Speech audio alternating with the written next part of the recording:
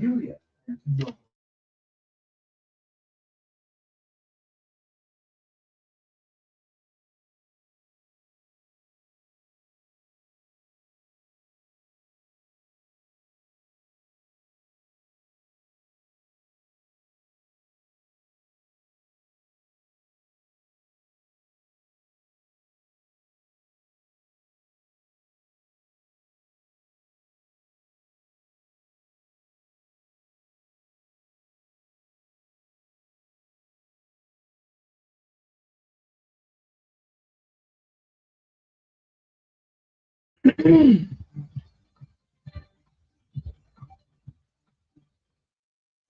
Good evening from Painesville and welcome to ELBC Newsline. Today is Friday, November 28th, 2025, and I'm Grace Tower anchoring this edition.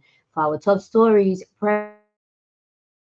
President Joseph Boakai says government is regaining the trust and confidence of its international partners. Our objective is clear, that is to ensure that every citizen, irrespective of geography, income, level of Central Bank of Liberia introduces landmark payment system targeting mobile money services providers.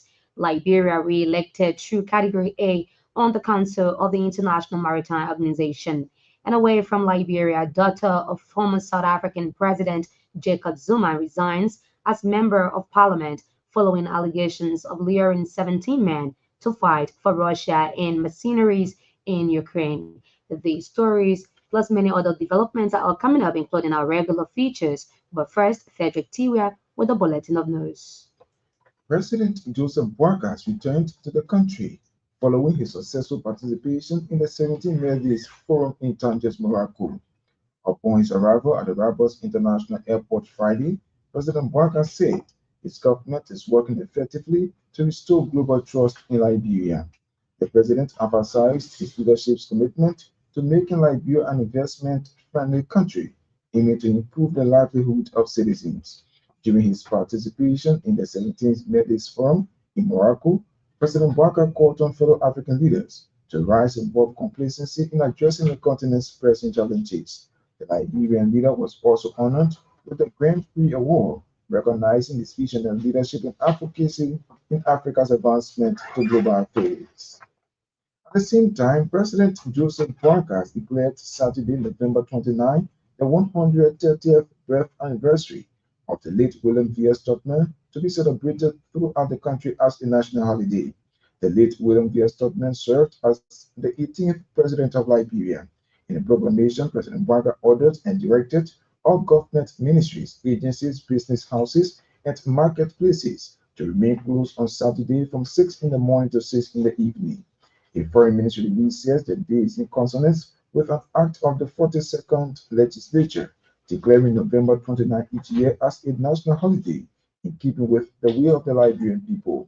Owing to the numerous contributions during his administration, citizens petitioned the legislature to issue permanent record of their sentiments in honor of his birth anniversary for posterity. The Central Bank of Liberia, the CBL, is expected to launch an inclusive instant payment system for smooth transactions among banks, different mobile money services, and other payment providers.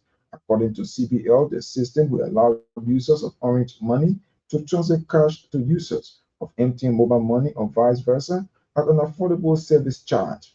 At a media roundtable in Monrovia Friday, Deputy Central Bank Governor for Operations James Wellfield described the system as a digital platform that seeks to make payment secure and convenient. The initiative aligns with our broader financial inclusion strategy and supports the achievement of the national development goals. Deputy Governor Wilfred disclosed that in the coming days, CBL will engage the public through the media to explain the significance of the system. The Deputy Central Bank Governor said CBL remains committed to addressing critical gaps through policy-driven interventions like the introduction of inclusive instant payment system. The National Water, Sanitation and Hygiene Commission has launched its 5-year strategic plan. The plan runs from 2026 to 2030, worth more than 26 million United States dollars. The board chairman of the commission and Public Works Minister Roland Giddings said the plan marks a significant moment in Liberia's journey towards universal access to safe, affordable, and climate-resilient wash services for Liberians. Mr. Giddens added that the plan is a national commitment rooted in evidence, policy alignment, and collective aspirations of every citizen. He said water and sanitation are essential pillars of public health, human dignity, educational outcomes, productivity, and environmental sustainability.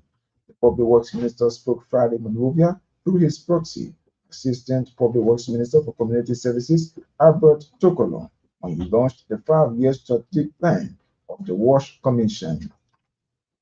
Meanwhile, the Chief Executive Officer of the WASH Commission, George Yango, described the plan as a national roadmap that places Liberia on stronger and more resilient path. Mr. Yango emphasized that the document fulfills a cardinal commitment included in the performance management and compliance system and the institutional performance management system.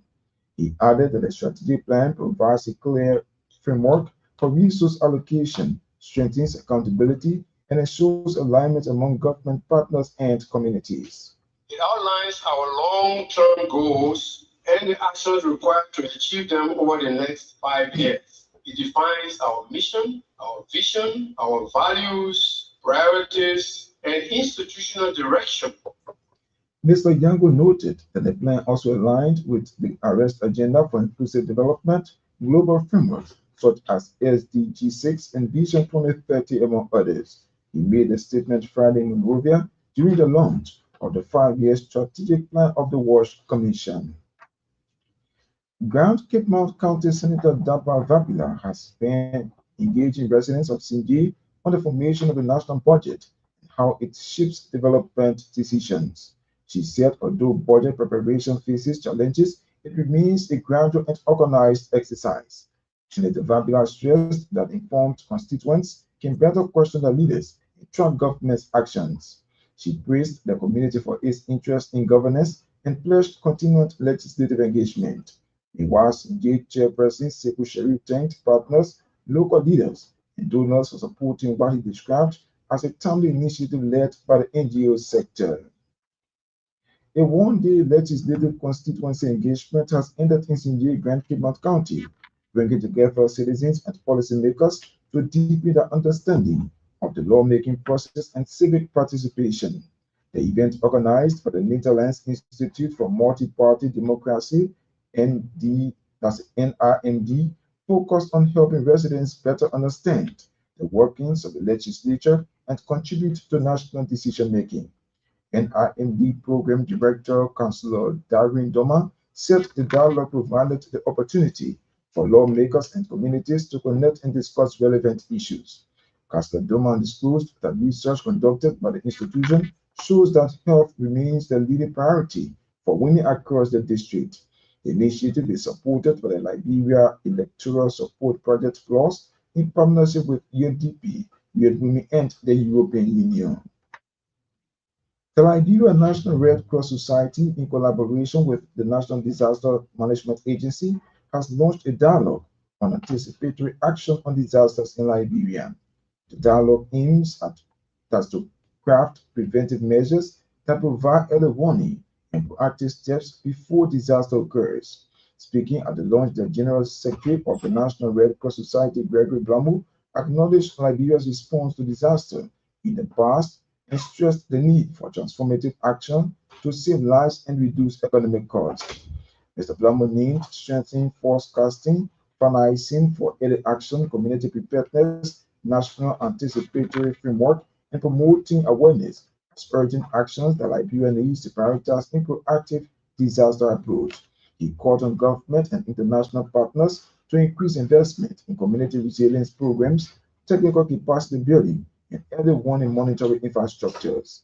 Meanwhile, the Executive Director of National Disaster Management Agency, Antul Dolly, reaffirmed the agency's commitment to providing violent solution and protection for disaster in Liberia. Liberia has been re-elected to Category A of the Council of the International Maritime Organization, IMO. Liberia attained 141 votes to retain the seat on the Council of 5 member states. It can be recalled in May 2025, the Liberian Permanent Mission to the International Maritime Organization headed by Ambassador Robert Pade, launched Liberia's campaign for re-election to Category A on the RMO Council. The International Maritime Organization is the United Nations specialized agency with responsibility for the safety and security of international shipping and the prevention of marine and atmospheric pollution by ships. According to this dispatch, Liberia is currently the highest onward due payer to the IMO, and its dues are being on time.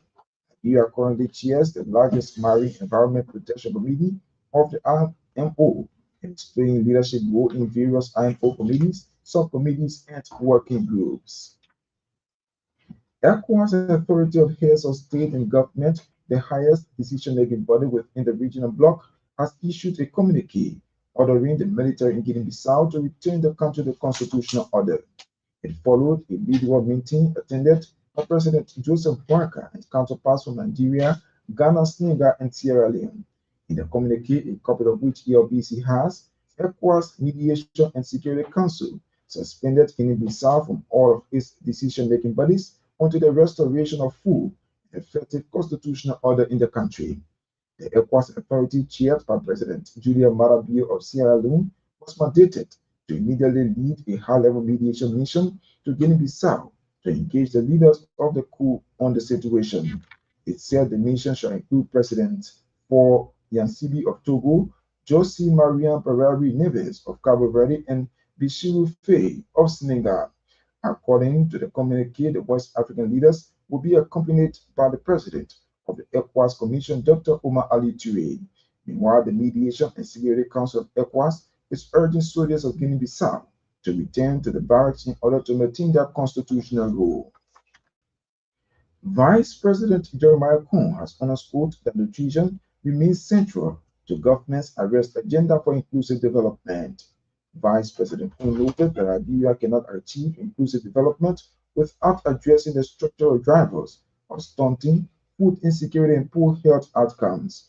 He spoke recently when he convened cabinet ministers, lawmakers, development partners, and civil society actors for the launch of the Resource Mobilization Strategy for Liberia Multi-Sectorial Nutrition Cluster Strategic Plan for 2024 to 2028. The high-level gathering focused on securing sustainable financing, improving coordination, and strengthening data-driven action to combat malnutrition across the country. The launch held in partnership with UN Nutrition in Liberia brought renewed momentum to the government's national nutrition agenda. Discussions centered on establishing dedicated nutrition budget lines in the fiscal year 2026 national budget, reinforcing school feeding programs, and expanding community health services in underserved counties. Meanwhile, development partners reaffirmed their long-term commitment to supporting the government through technical assistance, capacity building, and financial contributions. They include the European Union, Chinese Embassy, the German government, Ireland, World Food Programme, UNICEF, and several independent NGOs. They highlighted the economic value of investing in nutrition, stressing that even small, well-targeted allocations produce high returns for children, families, and the wider economy. The stakeholders also emphasized the need to upgrade food safety standards, strengthen the Liberia Standards Authority, and expand community-based agriculture models to ensure stable food supply. And the Liberia Revenue Authority, the LRA, says this aligning its operation with the country's 2010 Freedom of Information Law to foster transparency and accountability. LRA Commissioner General Double Jala said the goal is to ensure citizens get access to information from the Liberia Revenue Authority as enshrined in the FOR law. The LRA Commissioner General spoke Friday in Pinzu at the start of a one-day information awareness compliance and record management training. The training was organized by the Independent Information Commission to harness LRA personnel knowledge on Liberia's Freedom of Information law. Meanwhile, Independent Information Commission Director of Compliance, Aman Johnson, pledged to ensure every public institution adhere to the FRO law of the country. Frederick Tiria with the news bulletin. He makes a return later with the weather and our international developments. One of the big stories we're following this evening, Liberia re-elected to Category A on the Council of the International Maritime Organization. Users of Orange Money will soon be able to transfer money to users of Lone Star Mobile Money or vice versa. Such breakthrough is in the mobile money business is being enabled by the inclusive instant payment system, a platform developed and to be launched by the Central Bank of Liberia. Deputy Central Bank Governor for Operations James Wolford provided the significance of the platform during a media roundtable in Monrovia Friday.